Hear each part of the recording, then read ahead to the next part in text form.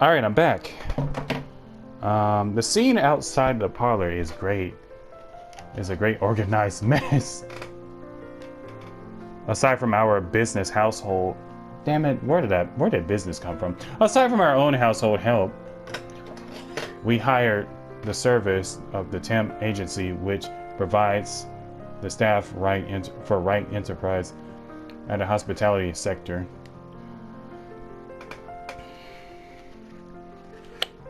Wow. Even our skilled staff cannot undertake a party of this size on their own. Waiters, busboys, hostesses, and their staff captains even more about in droves, carrying crockery, and silverware, good for several dozen people, and then some. Chefs and bartenders tail all after Johann.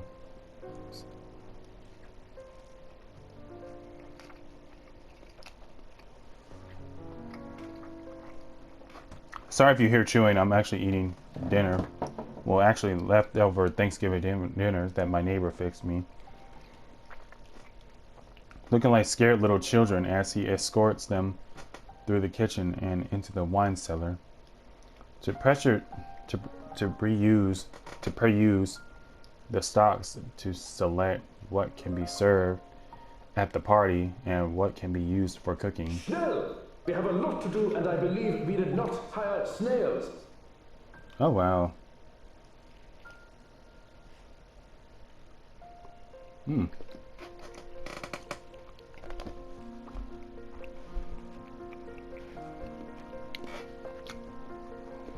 Snails are for the dishes. Oh wow.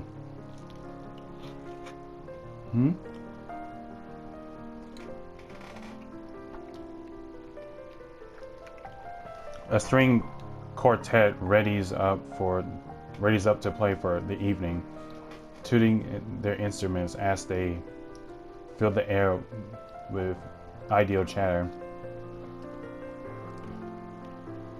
Floral decor worth thousands of veil vases, wreaths, and baskets. Wow, petals are scattered along the driveway up front. An ice sculpture of a reindeer is brought in carefully by a pair. It is followed by a simple cake,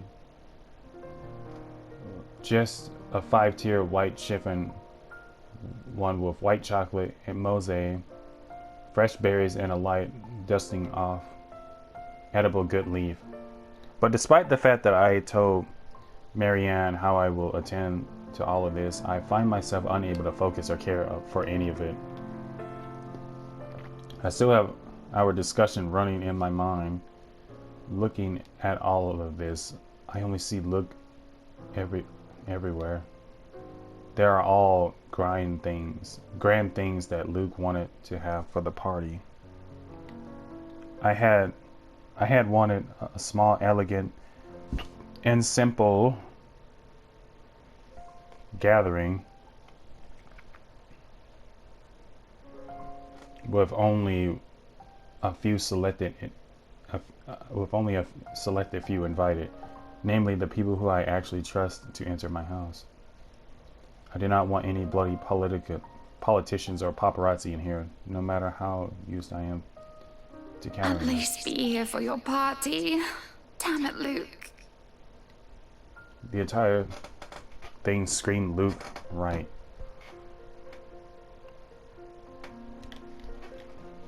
And I can't help but add another question, my growing list of queries. When did I lose myself? It's always about him nowadays, isn't it?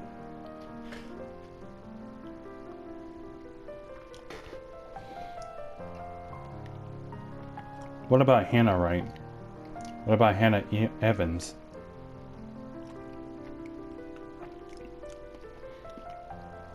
I used to be my own woman who made her own name, her own career, her own decisions. Sure, I was already the social butterfly that I am still in today, but it wasn't all empty. Shallow gossip and sitting pretty.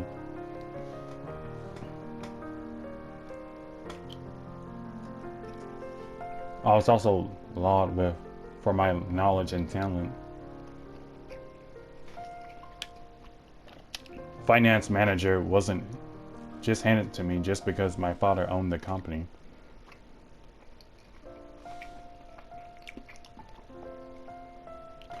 I had insisted that I start at the bottom so I could work my way to the top and prove myself. And I did. I worked numbers and managed budgets, money and accounts, analyzing the competition and market trends.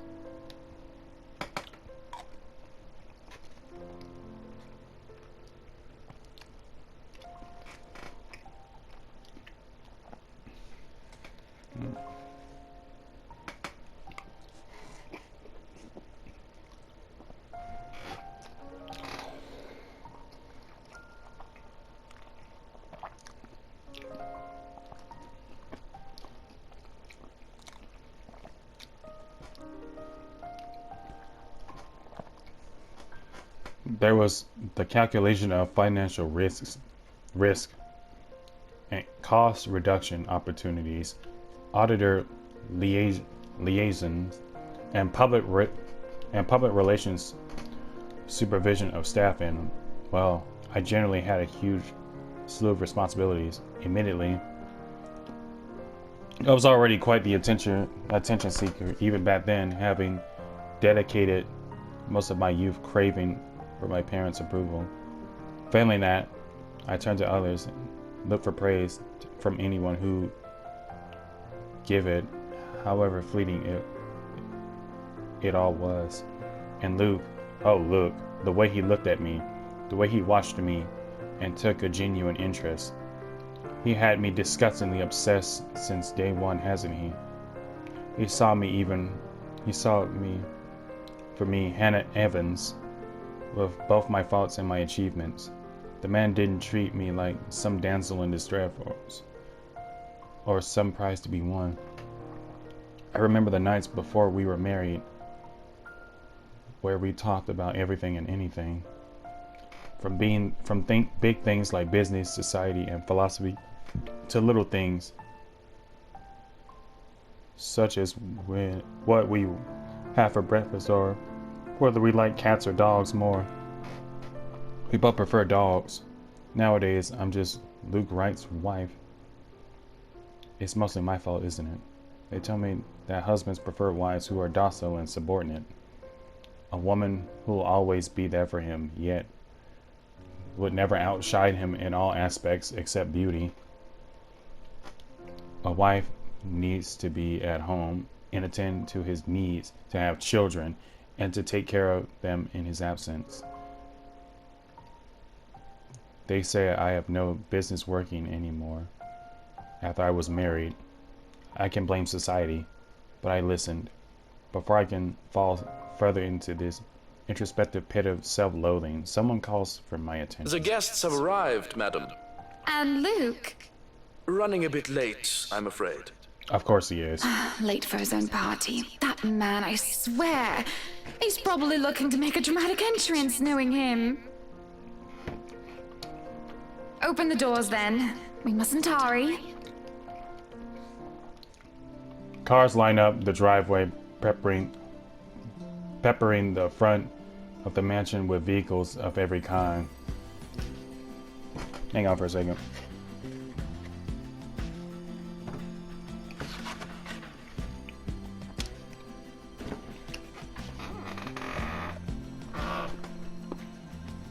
Grand Tours, supercars, even the odd high-end muscle car or two, convertibles, grand saloons, and other luxury cars can be seen being parked by Valence, my bad.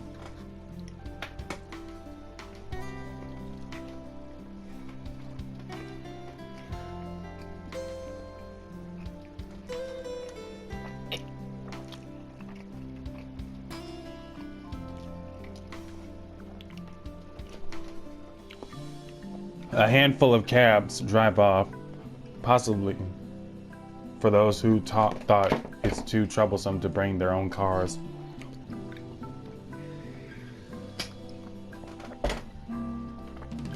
There are at least 2 different media vans as well.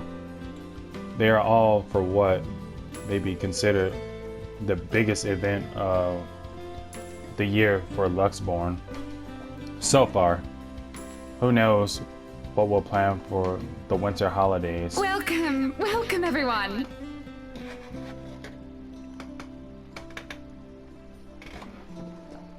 Please make yourselves at home.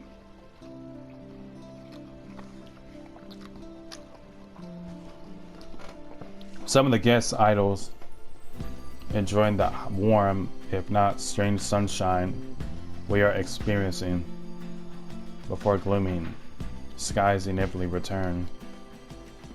They greet acquaintances and friends with warm smiles. Others less so.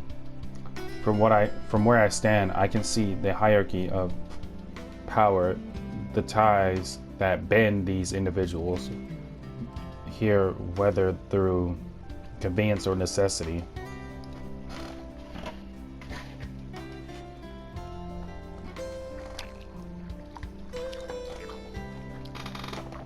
However, there are also a few who are not here to further cement in their current place in high society. Such as that young man with his oriental air, ignoring the looks he receives from women and men alike. Be careful with Shirley, all right? Man. Or that rose-haired woman talking on her phone while she looks unsure of why she's here exactly. Yes, I'm at the party already, Mom. Yes, I'll say hi to her if I can. I see Zachary, the photographer, as well. He talks to a few of the other media crew with the air of familiarity. I was just here a few days ago, yeah. And the inside is huge, but the staff are pretty helpful if you get lost. And then there are people like the Chief Inspector, people who I can never be too sure about. People who stand on the border, between being suspicious and being trustworthy. Thank you for the invite, Anna. Husband still missing, I see. I should be saying the same of your darling Rochelle Lee.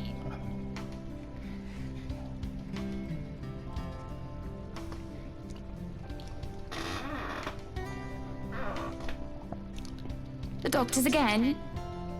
She told me she'll just be in the gardens. Bet she's lying and that she's somewhere around mingling, gossiping with the other ladies. No offense, but that seems to be all you ladies do at these parties. Okay. Let's not go down that route. And aren't you gossiping right now? Yes, well, what about Luke? Should we file a missing persons report now, or do you want to wait 24 hours? He's around. You know, I can tell if someone's bluffing. Don't tell me, let me guess. He's finally drunken himself to death and not wanting a scandal, you've hidden his body. What? I was wanting to give this housewarming gift to him personally, too. It's a plate that holds a wine glass so he can stop killing himself with liquid lunches.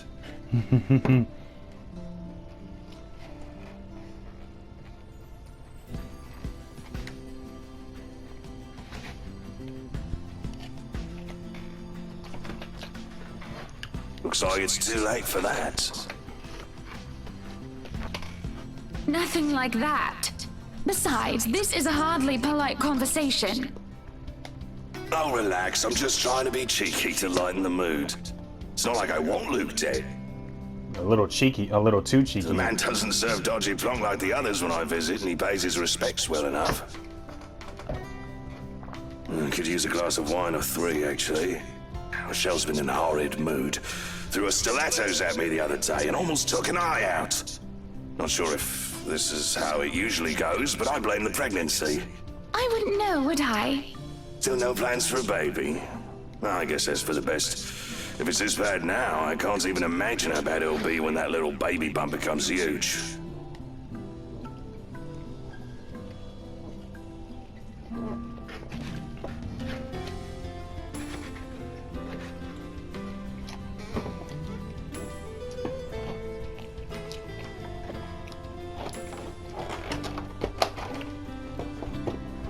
Have I mentioned how I don't trust him, no matter how hard I try to do so? Yeah, you did. At least he brought a gift, I Why suppose. don't you just go inside and have some wine, Lee?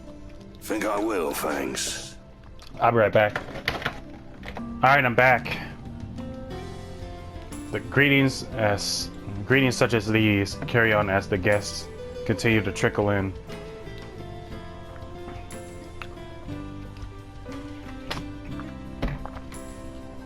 Whether we have short conversations or merely shake hands and nod heads, I make sure to attend and welcome each of them. As the first hour passes by, the rest of the stragglers, and I adjourn to the ballroom. Any latecomers will have the attention of the porter inside. I have other duties to attend to now. Hosting parties is always the same old song and dance, no matter how big or small it is. You make sure your guests are well fed, have good company, and have them generally enjoy themselves. So when my opening remarks are done, when the band has started to play, and the guests have started eating, I find myself wandering around aimlessly unless I am pulled aside. For a while, I stay in with a small group and entertain them before excusing myself. And when they're not anymore watching me, I end up watching them. When they don't listen, I do. A local banker is having trouble with his daughter. He wishes to marry her off, but she wants nothing more than to make music. One of our hotel managers worry about the stolen belongings of one of his patrons, a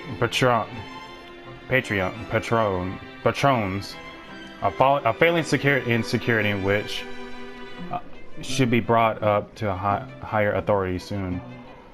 Our mayor, well, his cat died. Then there's that rose-haired woman once again. It is hard not to notice her with her distinctive locks. She also lacked the grace than other ladies have, though that does not make her any less beautiful. Her stance and the hair she exudes instead are strong, and they make her stand out despite her casual attire. Many men have already given her their attention, though each invitation of dance has been turned down.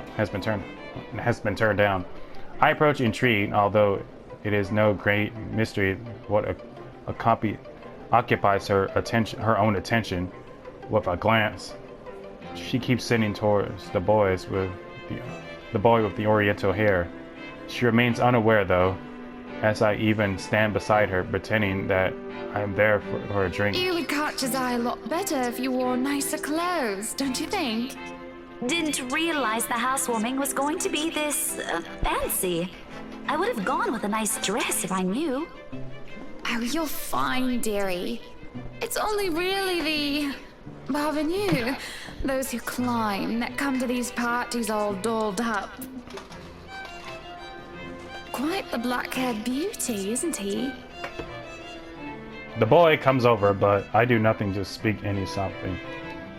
He merely passes by, and it is a wonder he doesn't hear what I say. Who, Ash? You know, you really shouldn't have turned down his offers. If I wasn't married, I'd happily go dancing with those young men. I mean, you are married, but your husband treats you like shit. But you said a name. Ash. That's the exquisite lad you've been looking at all this time. I don't know him, and I'm the one hosting this party. That must mean you know each other. Is he your boyfriend then?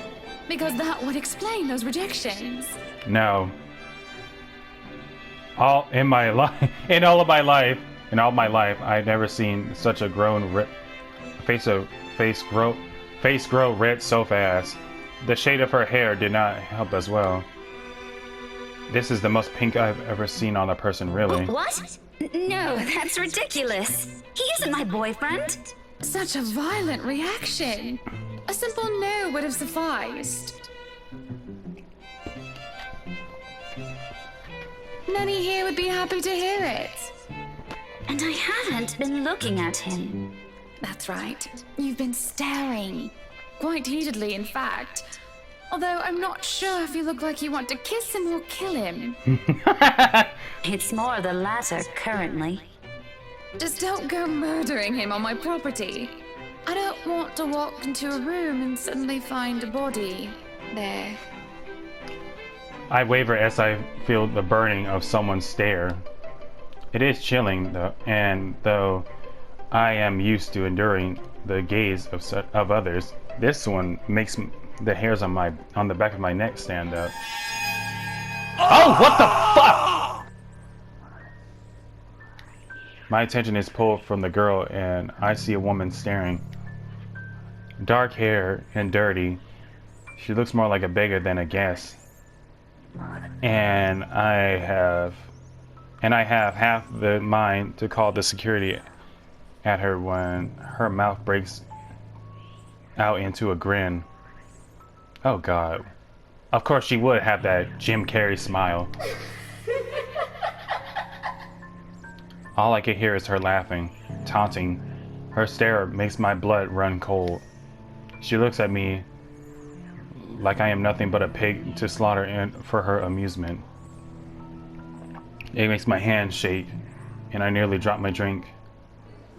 But then, in a blink, she's gone, and the buzz of the party returns. I'll keep that in mind, but are you all right?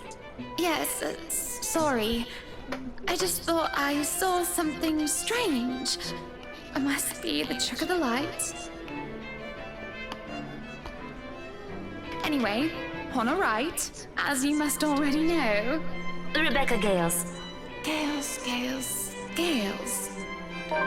The name is familiar, like a fond memory. I recall a kind lady, a private tutor who treated me like her own daughter when I was young. She'd bring me food when there was no need to do so.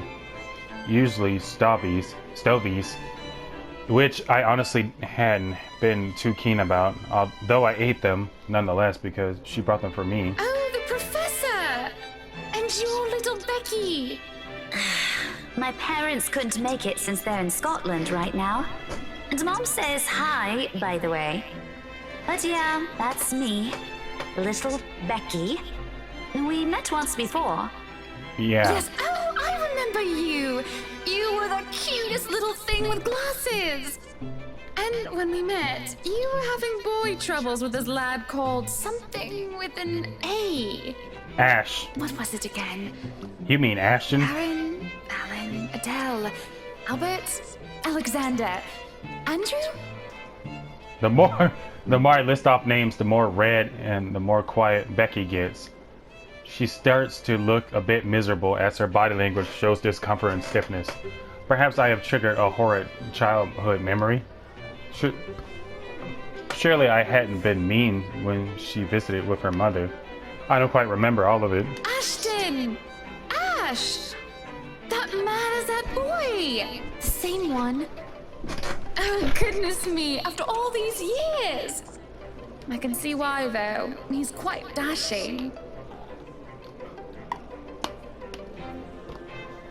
You don't really need to announce it to everyone within earshot, you know? Keep it down. I'm so sorry, but it really is cute. A tad bit sad. So, this is a nice party, Miss Wright. Please, Hana's fine. Are you crazy? We're friends of a sort, aren't we? We must be friends, seeing as I know about your little infatuation, Becky. Don't you worry, dearie. You'll have your happy ending yet. I'm not too concerned about that, am I? That's not what I'm looking for. Oh? And what makes you think that? Doesn't everybody want their happy ending? Yeah. The idea of happy endings sounds like they're just for fairy tales. You'd be surprised, Becky. And they are, sorta.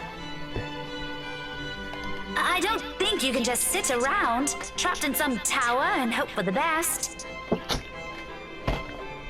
If you love them, you have to fight for it, right?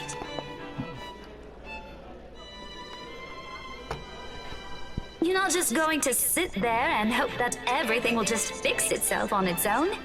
Facts. Like everything, you have to work at it. You ain't lying. But what do I know? There is a grimace, although she starts to relax around my presence. How long has it been since we met as children? Certainly a long time. She was tiny back then, if I recall correctly. I'm sure the daughter of the two greatest professors I've ever known is smart enough to know what she's talking about. Damn. The shade! But have you told him how you feel? And it's been what? 20 years? 17, actually. But no, not yet. He can be a bit dense. I was hoping that maybe he'd notice on his own and... Well, that won't do. What if you two become husband and wife? He's not to be dense when he's sworn himself to another person.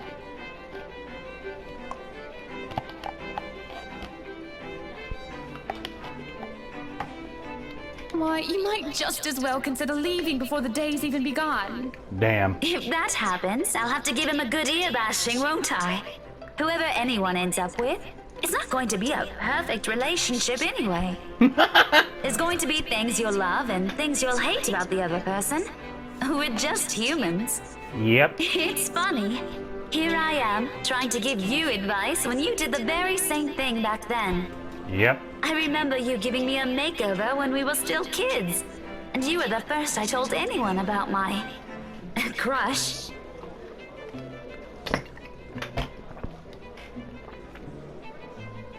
I do remember now that she mentions it. Did I give her that yellow summer dress? Or the pink blouse and petticoat? She must have kept some of what I said in mind. It feels ridiculous remembering all of the years later, talking about boys and how they go crazy for pretty girls, as if it's some gossip every woman should adhere to. It was so easy to say such things back then, with me not knowing any better. Though, looking at her now, she must have kept some of what I said in mind. Perhaps I did say something good at that. Perhaps I did say something good at that time, enough for her to take it to heart. But all that didn't matter in the moment as I mull over what she said in my head. What Becky told me is very different from what Marianne told me. There is no time to ponder over that, however, as a hush descends upon the once lively crowd. The music of strings and chatter slows to a grinding halt as the doors close from the foyer opens. The last of the latecomers should have arrived moments ago. And anyone else this late would simply be too embarrassed to show their face. So this can only be one person, or rather one man. There is only one man who is audacious enough to arrive at his own party so late. Good evening, ladies and gents. Enjoying the party? Oh, this son of a bitch right here.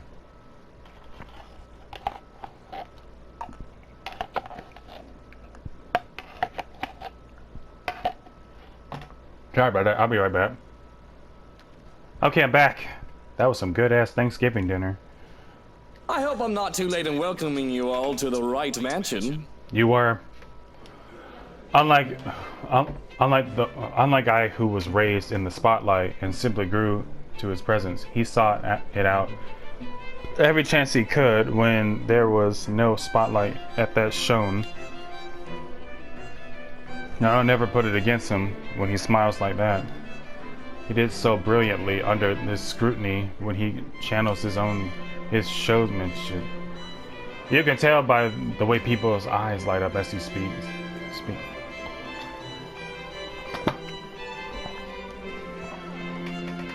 How they listen enraptured, even if all he's doing is just a simple greeting. A little wave of his hand here, and a smile there is a bit of swagger. I can always tell him that if he is not to be a businessman, he'll do well as an entertainer. I love this side of him, especially when he looks at me and he beckons me over to humbly share his place. Not a single second is wasted as I excuse myself from Becky's side and make my way to Luke's. Welcome, one and all, to our humble abode. Tonight, if you have yet to find yourself in your roles, you are our ladies and lords of the court of your king and queen, if you would excuse my presumptuousness. So, enjoy the feast that has been laid out for your senses, as we only allowed the best to be served. Enjoy the rest of your night, everyone. There is a round of applause and cheers, and even some hoots. Guests approach us left and right to shake Luke's hands and greet him personally, praises on their lips. It is because of that I do not see her. I do not see her until she is dangerously close with fury in her eyes, and she is already spitting venom. Yo, what the fuck? Johan restrains her, taking care of unnecessary harm to the pregnant woman. But that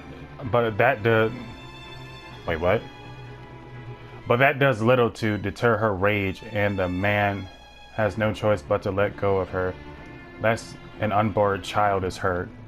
Although it might be too late for that, as I see an empty glass of wine in her hand.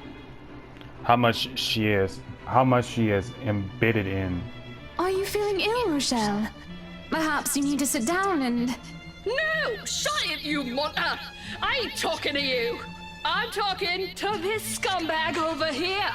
Scumbag? You bloody bastard, standing there with your smarmy smile!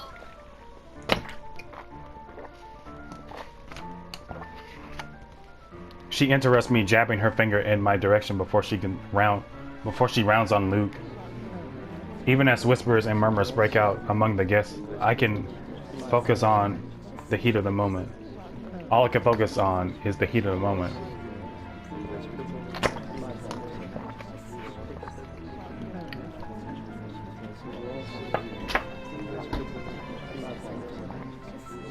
Obviously intoxicated, judging by the smell of alcohol on her breath.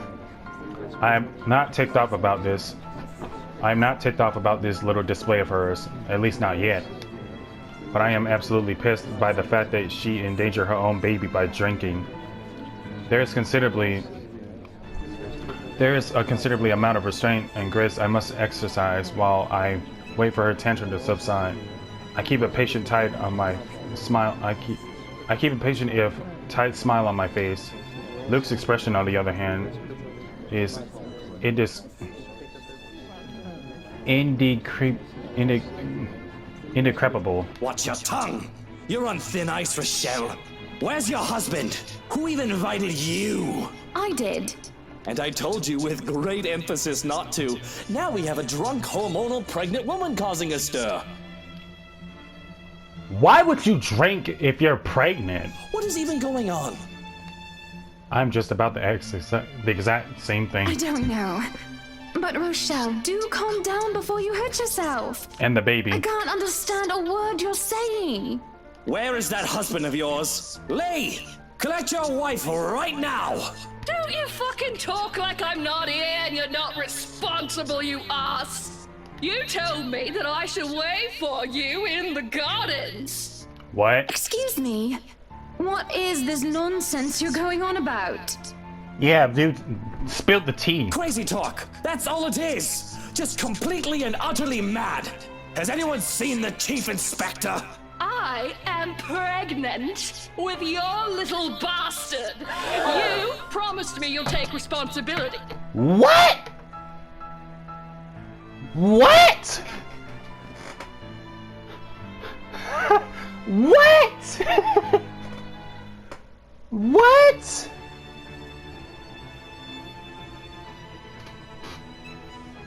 Oh my god, this is some shit you expect. This is something you expect in a soap opera. God damn it, Luke. I finally got you to talk to me after months of silence, and you do this to me. Forgive me, this is some good tea, by the way. Holy shit, dude. What? What do you mean you're pregnant with? Luke, is this true? Lies and slander, woman! Security! Johans, take her out of here before she makes an even bigger fool of herself! No, you do not do this to me. I was so ready to leave my stupid oaf of a husband. I told you to leave that damn wife of yours. Oh, wow. Holy shit. Look at her. Does she look like she wants a baby? Does she look like she could take care of a baby? Obviously you can't either, because of the fact that you choose to drink while pregnant. Now that Johans returned with security, along with a concerned-looking Officer Lee. Oh shit. They surround her and move to escort the hysterical woman. Judging by his pale face, he has heard the whole thing and feel nothing but pity for the man. Hell no!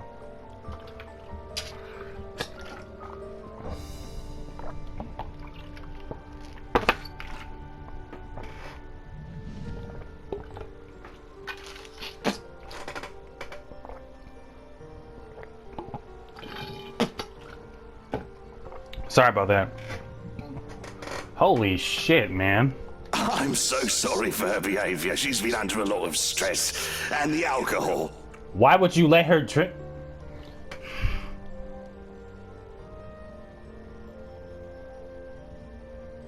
Okay.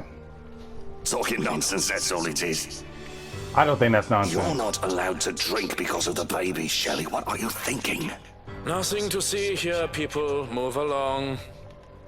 Is there really nothing to... Is there really nothing here but ramblings of a drunk? Yes, that's right.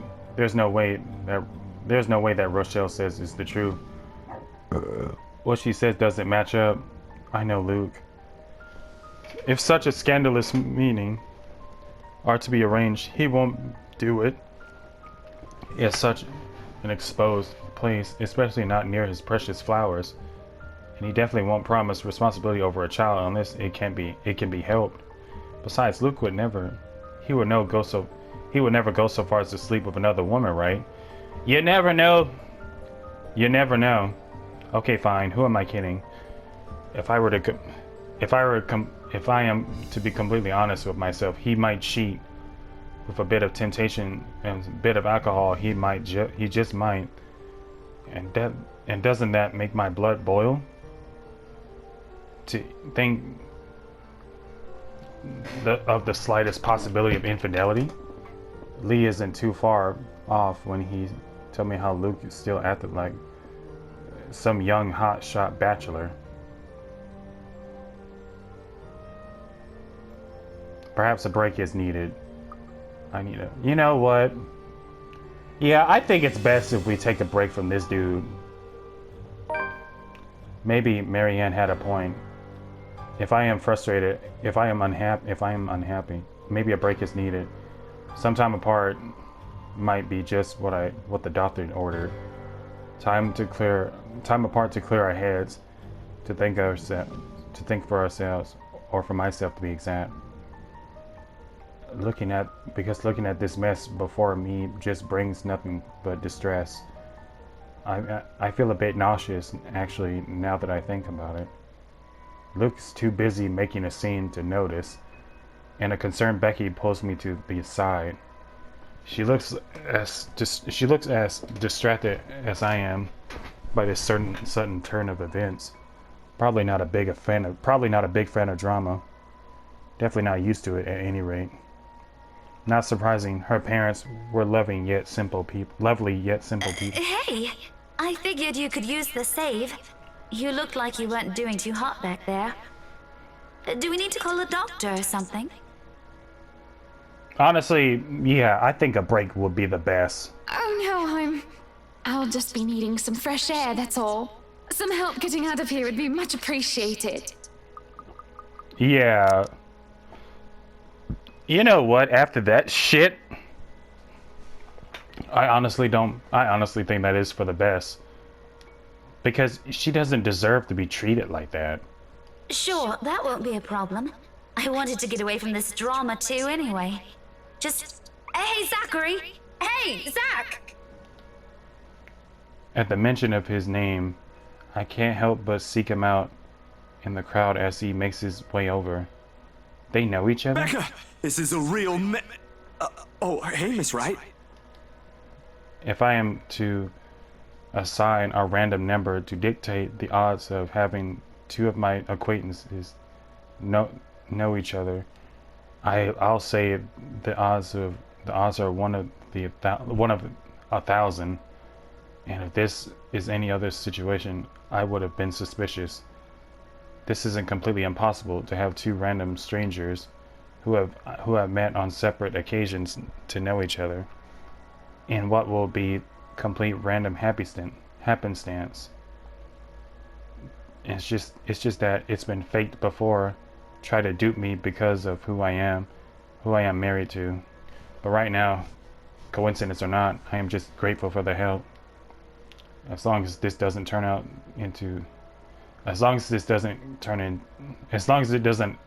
to be a kidnapping anyway. Hello, Zachary. I told you to call me Hannah. Did I not? You did. Yeah, you did. So this is what you called me for. We gonna get Hannah out of here? I can see that there are friends. Not terribly close ones, but friends nonetheless. That'd be great. They made quick work of getting us through the crowd. The people part because of Zachary's broad build, and even if they wanted to approach me. If that isn't enough, Becky's pointed glares keep them at bay. We even make it out of the ballroom without any untoward incident. Though judging by the commotion in the other room, the same cannot be said about the unexpected eviction. I really do need some fresh air. I really need to be away from those nosy Parkers. I need to be away from Luke. This is a good start as any. Hey, I gotta go back in there. Completely forgot my bag like an airhead, and I'll see if I can tag Ash on the way out. You'll be fine here, right, Hannah? Not to worry, dearie. I'll just be right here. Zach will be with you if you need anything. Becky balks at the idea of going back into the ballroom. Anyone who hasn't yet would have realized I am gone by now, and those busybodies will be gossiping about how I left the building with two unknowns. Along with what just transpired, the stories, both inaccurate and made up, will spread like by the night's end. All that matters very little in the grand scheme of things, of course. I won't even bother to try and quell them by returning to the fray. That leaves me with... Zachary? Yeah, you need something? I was only going to say how nice it is to see you again. Oh, okay. I can see the tension in the line of his shoulders. How awkward he is when this isn't our first meeting. We had been on the professional terms, certainly, but I like to think I was friendly. Nonetheless, I do not push the issue on the apparent discomfort when we were left alone. Not right away, at any rate. I know my curiosity will get the better of me soon. Before I could say anything, however, he speaks up. You okay there, Hana? I mean, of course you're not okay after what happened in there. I mean, that was terrible. Yeah, that was terrible. That's something you see in the Young and the Restless. But yeah, that was insane. But you're not gonna just fall down and faint or anything, right? I'm fine. Thank you for your concern. A beat. I should be asking you the same thing.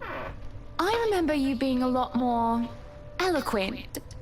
Oh yeah, I'm just not too good with staying too long in a crowded room. Or handling intense drama, you know? Yeah. Sorry about my clothes. Didn't think there'd be a dress code. Not that I have anything that nice to wear to a shindig like this. I dig nice, small, simple parties, so this is a real doozy for me. And do you host your own nice, small, and simple parties often? Only when there's occasion, birthdays and stuff. Those are a lot more fun for me, and I can be a lot more selective about letting only the people I'm cool with attend, right? I get to pick the food too. Of course, I make most of them myself. There's usually a dozen people or less, and all we really do is just hang out. Maybe do some grilling, karaoke, dancing, you know, the usual.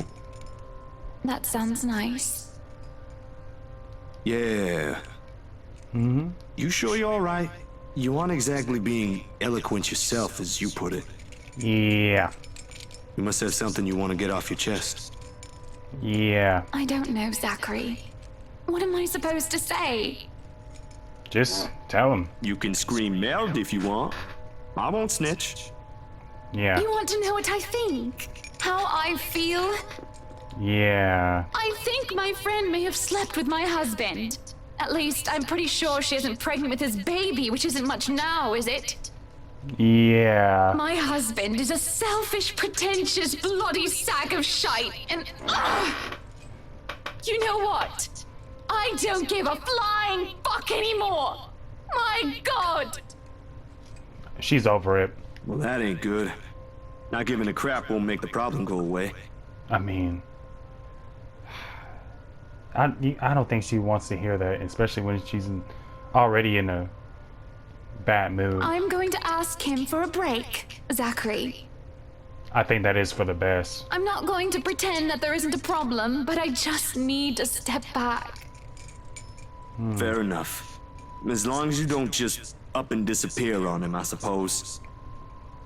Yes. Now can we please stop talking about him? You're the one who brought him up. But yeah, we can. Tell me more about your small, simple parties. Karaoke and dancing. How does that even go together? I mean, it's not that complicated. It's not really that complicated. Simple, really. We hope Ash doesn't take the mic, put on a bit of fun music, and just dance. Oh man, y'all need to chill out. Y'all need to chill out. Disrespecting Ash. Not that I can, but there ain't nothing complex about it. You can't be that bad. I'm pretty good with the twist. Or that's what they tell me, at least. I think they're just being nice. I'm sure it just looks awkward. Prove it. You know what? Let's save it, just in case. I kind of want to see what happens if we choose the wrong one anyway. Okay, let's prove it. I've learned that men tend to exaggerate. You can't honestly be that bad, can you?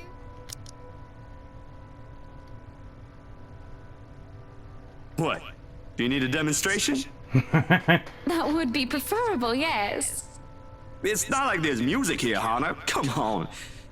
I can barely dance with music, and I don't want to be dancing alone. I'll just look silly. Shit, I look silly all the time dancing by myself. In case you don't know, yes, I do dance, but I'm not gonna post it on the internet. Imagine, mon ami. You are an artiste, are you not? With your photos and films and your guitar. Well, she does have a point. You must know notes to play an instrument. Find a melody and a beat. Would it be such a stretch of the imagination? And don't fret, I will gladly be your partner. Oh, really? I could tell by his expression he's flustered, embarrassed. But no more protests escape him, and he focuses with a slight tilt of his head. He then starts to hum a little tune. I drag him into the gardens while we go through the motions, and he gains courage the farther we are from other people. And we just dance. Though he stumbles at first, unsure and bashful. Where did you even learn to dance, Zach? The 60s want their moves back, honestly. College of two left feet, obviously. And I'll have you know the twist is still an awesome dance. We are happy, and we're having fun. Even if Zach fumbles his feet, his steps, and did the funniest, oddest movements that anyone can pass off as dancing. There's no need to impress anyone, however, not even each other. And this is the moment I've smiled and laughed in a long time. It is simple. Simple is nice. Saturday. Aw.